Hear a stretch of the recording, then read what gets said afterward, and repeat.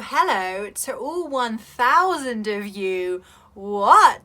Thank you so much for everyone that has watched, liked, subscribed, shared my channel. This started as a lockdown hobby last July. Things have spiraled. I now have a booktube channel with more than 1,000 subscribers, a Bookstagram channel with more than 2,000 followers. Like, what is going on? Thank you from the bottom of my heart. I am so grateful. And when I say that things are just getting started, so I asked over on my Bookstagram for some Q&A questions for me to film a video, and boy did I get a fair few. I tried to pick a range of like specific book ones to more general ones, and even a few about Bookstagram and booktube as well. So I really hope you guys enjoy this video, and if you have recently subscribed to this channel, I hope you get to learn a bit more about me as well. So the first question I'm going to answer is like a double pointed question. So how did you get into reading in the first place, and what were the first books that you remember reading? So my parents actually used to take me to my local library quite a lot after school, and I used to go there with my friends to hang out. Typical cool kid hangout place. So I feel like my love of reading really started there. There used to be like challenges over summer with the library where you had to read, like,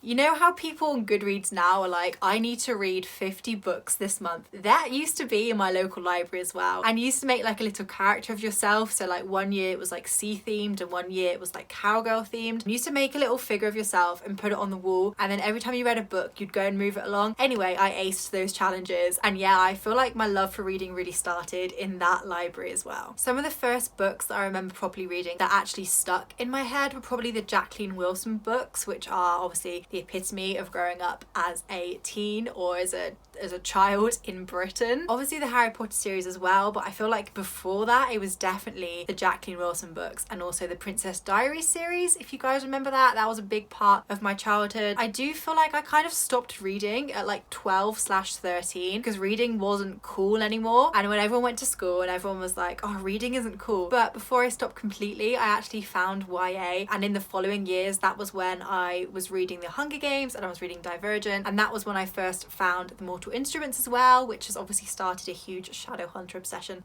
So I feel like YA really did save me from stopping reading, and since then I've always had a book on the go. There's always been a book by my bed that I've been reading. So I feel like when lots of people my age stopped because it wasn't cool, I just pretended to stop, and I was like, yeah, reading isn't cool, and I would go home and I just pull out my stack of books like, it was a lie, I'm sorry, I do think reading's still cool. Who was your first ever book crush? Well, that would be Alex Sheaths from the Delirium series. If you guys watched my video where I recently reread the Delirium series for the first time in a couple of years, and I revisited back to my 16-year-old self, and things haven't changed. I fancied Alex Sheaths then, I fancy him now. He's the typical like broody, mysterious YA protagonist. He just isn't dark haired. That's the only thing I think he's missing from that YA trope, but Alex Sheaths was definitely my first literary crush. A book or a book series you would love to be adapted into a TV show or a movie? I for one am terrified of people adapting my favourite books into shows or movies. It just fills me with the fear. I'm well aware of the shit job that these people have done. They've completely destroyed the Mortal Instruments. They completely ruined the Divergent franchise. Even the Delirium pilot was so bad it didn't even get aired. Honestly, The Hunger Games is the only series they did justice to, and those movies will be my forever favourite YA adaptations, I think. But honestly,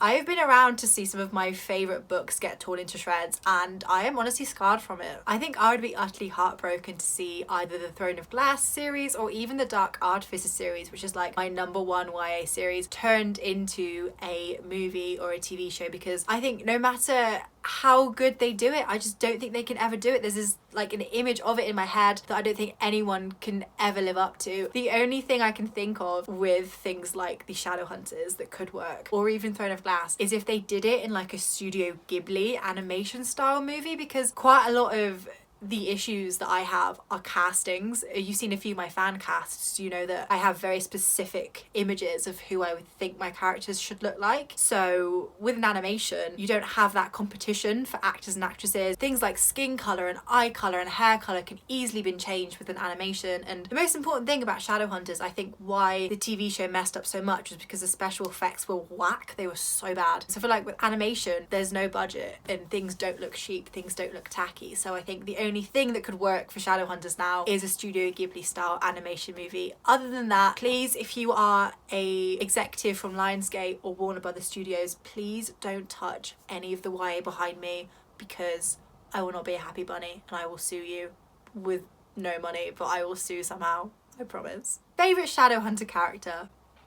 Okay, how many of you just yelled Emma Carstairs at your screen just now? Because come on, we all know that it's her. But yeah, you'd be totally right. I love Emma. I just loved her character so much in The Dark Artifices. Someone actually commented today on my Bookstagram that I look like the love child of Emma and Julian, and I was like, do you know what? That is the biggest compliment I think I could receive, and I'm so happy to have that said about me. Apart from Emma, I think a special shout out to Lily Chen, and also my sweet darling Simon Lovelace as well. Do you annotate your books? And if yes, what for? How do you annotate these books? So I thought I would put these questions together and give you guys one answer. Do I annotate my books? Yes, I cannot not annotate my books after studying English Lit for 6 years, 2 years at A-level in school and then 4 years at university. It is impossible for me not to read a book and annotate it. For things like my discussion videos, I always annotate because I'm discussing the book, and I always pick up on things that I want to talk about. But even if I'm not discussing a book and if I'm not making a video about it, I cannot help but annotate now. It's just like always ingrained in my head to always be analysing every single sentence. How do I annotate? Now, at the ripe old age of 23, I'm a lot wiser. I will use sticky tabs and I will write on the sticky tabs. 16-year-old me was a bit of a fiend with a pen and a highlighter, so that's why if I give my friends books now that I've read or when I read when I was younger, things like my Hunger Games books, they are annotated, and they are badly annotated. Not badly, I mean they're messily annotated, but they're also badly annotated with, I used to highlight Peter and Katniss quotes and write "ah, cute" in the margin. Particular jokes that I found funny, I'd highlight and write lol next to it. That's a really good annotation. I've got a lot less chaotic in my annotation growing up. And you know, with sticky notes, you can peel them off, put the book back on your shelf, it's all clean. But some of the books that I used to read, they're multicolored, and not just by the cover, by the actual highlighters inside. Favourite sidekick character? Lysandra from the Throne of Glass series. Hands down, fucking legend. Do you have another favourite genre besides fantasy? Well, you'll be pleased to know that I do. I know this is a YA channel, but I promise 98% of the time I read YA. I think 2% I won't, but that's only if there's a particular book that I want to read that I've been recommended or that I've found myself. I think my favourite genre other than fantasy is actually non-fiction. I love reading about history and I really love autobiographies as well. So this actually ties into another question, which is your favourite non-fiction book. So I really loved Michelle Obama's autobiography. That was really good. Really enjoyed that. I definitely recommend. Really hard to read, especially the last few chapters when Trump comes into power and it's the transition, but really good. And I think it's really important for people that aren't American to read that as well. Same as all the Americans need to find out about world history as well. I'm sorry, but you do. But yeah, I think it's really interesting to see how an American political system works from a British perspective, because our political system's whack. Yours is also whack. We have that in common. It was really good to see how Michelle's journey through Barack's presidency and also the rise to presidency as well, and also Michelle's life, because Michelle was equally the president in his time, let's be honest. I also read a really good book about the Victorian royal family a couple of years ago that was just really dense and was just like basically like retelling what happened in facts, and it was kind of boring, but I loved it because I really hate the British monarchy apart from Meghan and Harry, because let's be honest, they're the only good thing to come out of that mess of a family. But I find the Victorian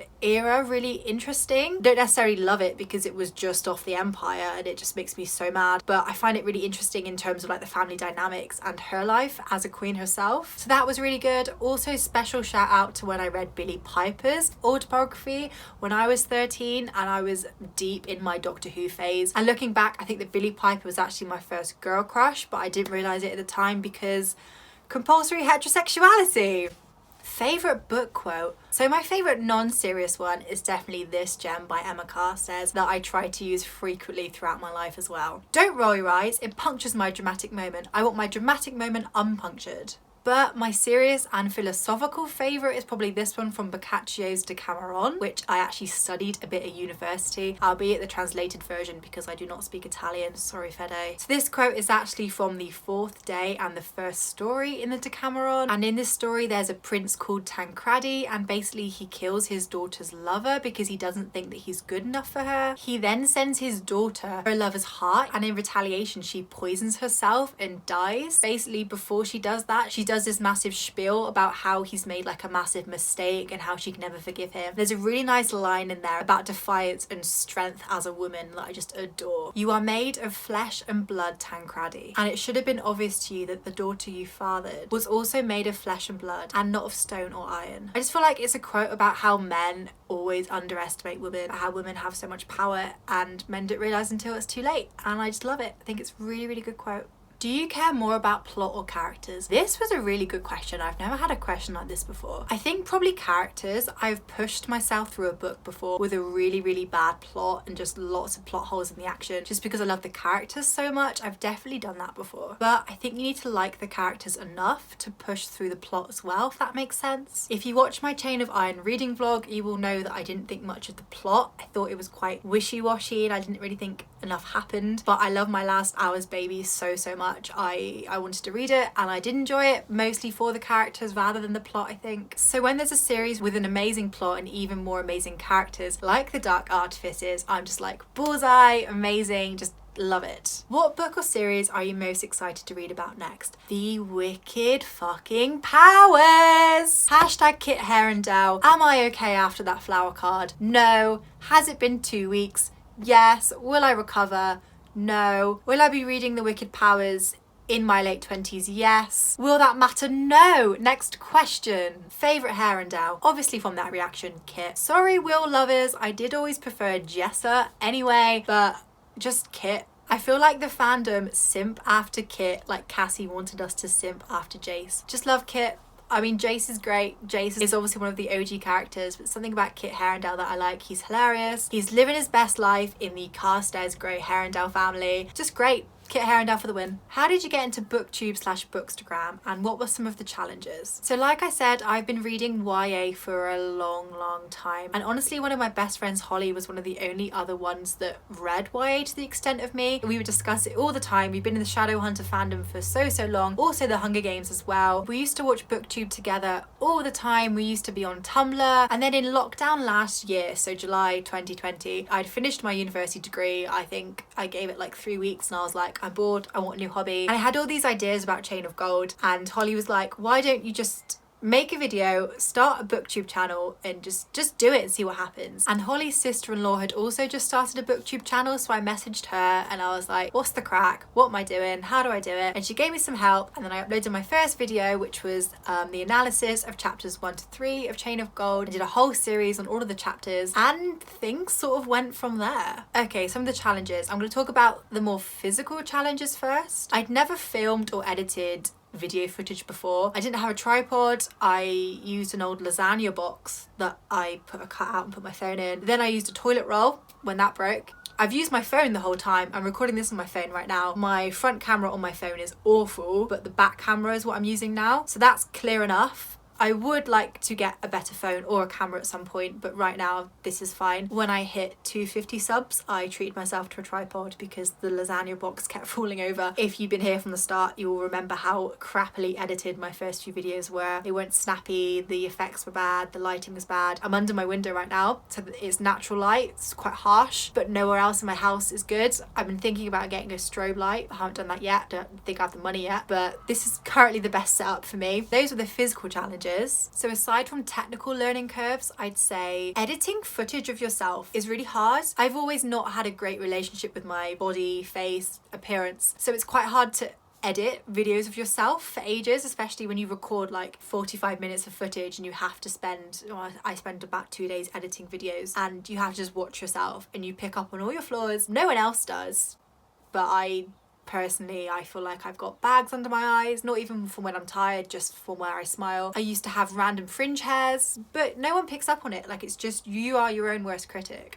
It kind of helps you accept what you look like, and you know, no one likes themselves on film. No one likes the sound of their voice. I've learned to accept this is what I look like on film, this is what I sound like, and I feel like after a while it kind of helps you accept what you look like. And you know, life's too short not to love yourself, and I cannot say my favourite character is Emma and not embody some of her self-love, because she thinks she's the hottest piece of ass around, and she is the hottest piece of ass. So last but not least, which YA character are you going to channel on June the 21st? For anyone not in the UK right now, June the 21st is when our mess of a Prime Minister, Boris Johnson, has said that all lockdown restrictions will be lifted. So everyone has put June the 21st in their diary, and everyone is like using that as their day to look forward to. So which character will I be channeling on the day of my freedom? Let's go for Haymitch Abernathy and Effie Trinket from the Hunger Games. Ideally a great ship. I know that they're not really a romantic ship, but they should have been. I want to be as drunk as Haymitch always is, and I want to be rocking the eccentric clothes and the eccentric outfits that Effie always rocks in the capital. I have spent the year